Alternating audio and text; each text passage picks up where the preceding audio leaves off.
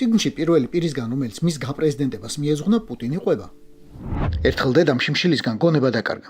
იფიქრეს მოკდაო და მიცვალებულებთან გადადეს. კიდევ კარგი დროზე მოვიდა გონს და დაიკვნესა. მოკლედ სასწაულით გადარჩა. მთელი ბლოკადა ლენინგრადში იყო და მხოლოდ მაშინ გაიყვანეს, როდესაც ხიფათი გადავლილი იყო. და მამასად იყო ამ დროს? მამა ამ დროს ომობდა. ახლა გვაქვს ერთი ქალის კინაღამ სიკვდილის ორი ვერსია. მისი ქმრით, რომელიც ან ფრონტზე იყო და ნემეცებს ხოცავდა, ან დაჭრილი იყო და ჰოსპიტალში იწვა. და სახლიდან იმდენად ახლოს, რომ ყავარჯნებით მისვლა შეეძლო და იქ სანიტრებს ეჭყუებოდა.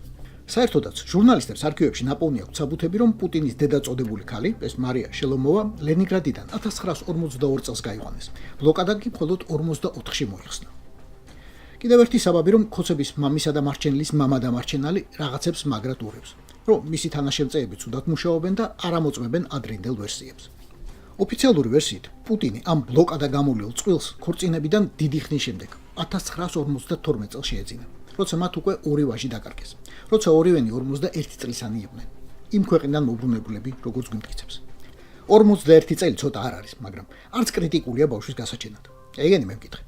მაგრამ ეს 21 საუკუნეში, 75 წლის წინ კი კურჩავ ბრედლიხი ამტკიცებს, რომ ეზოში, სადაც ოფიციალური ბიბლიოგრაფიით დიდი ხუილოს პატარაობამ განვლო, მარია შელომოვა პუტინას ფეხზიმობაც კი არავის ახსოვს. არავის უნახავს ის და მისი ქმარი პატარა ბავშვით.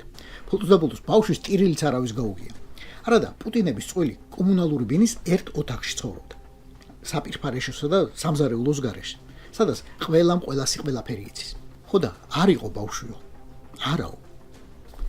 ბავშვიან საერთოდ არ ყოფილა და ამ წყვილის მონაწილეობა კგბ-ს ლეგენდის ნაწილია. ან გაჩნდა მხოლოდ 60-იან წლებში, უკვე 10 წლისა, როდესაც უჭმელი და უზრდელი ბიჭი კიდევ ერთხელ მოიცილეს თავიდან და შორეულ უშვილო ნათესავებს მიუგდეს ბებიამ და ბაბუამ, რომელთაც შვილი ვერა პუტინამ კასპის რაიონის სოფელ მეტეხიდან გაუგზავნა.